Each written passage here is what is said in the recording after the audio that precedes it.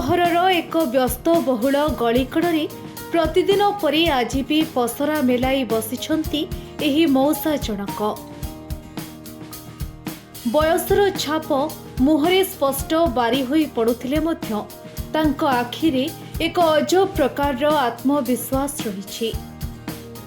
मुंडरे एक पुराणा टोपी एवं देहरे एक मैला जैकेट पिंधि से शीतुआ सकाळे पसरा मेलाई बसिछंती। तांको आगरे सजा होई रहिछि प्रकृतिर रंग बेरंगर संभार।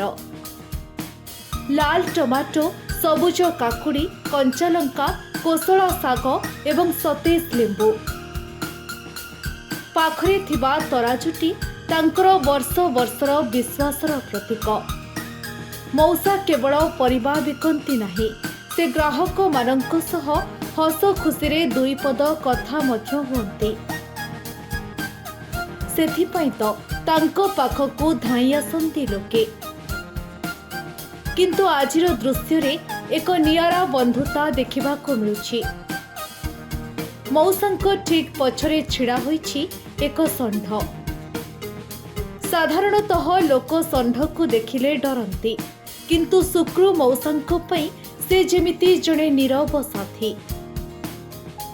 पाखरे छिड़ा होइथिबा ऑटो रिक्शा एवं सहरर कोलाहल भितरे सेही पशुटी खूब शांत भावरे मौसांको पछरे प्रहरा देला परी छिड़ा होइछि।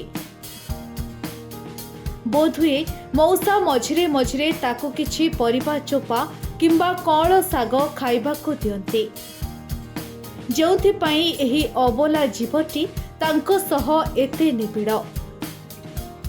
एही छबिटी आमको सिखाए जे जीवन जेते संघर्षमय हेले भी जदि मनरे संतोष थाए तेबे अल्परे भी खुशी रही हुए। मौसा हेउछंती सेही कोटी कोटी परिश्रमी भारतीयों प्रतिनिधि, जो माने निज हाथ पापुलीर झाड़े निज परिवार भविष्यत गढ़ंती। सहरर कंक्रीट जंगल भितरे एही छोट परिबा दुकानटी एक शांतिर दीप परी मने हुए। मौसांको चाहाणी रे थिबा सेही सरलता आजिर जांत्रिक दुनिया रे खूब विरल।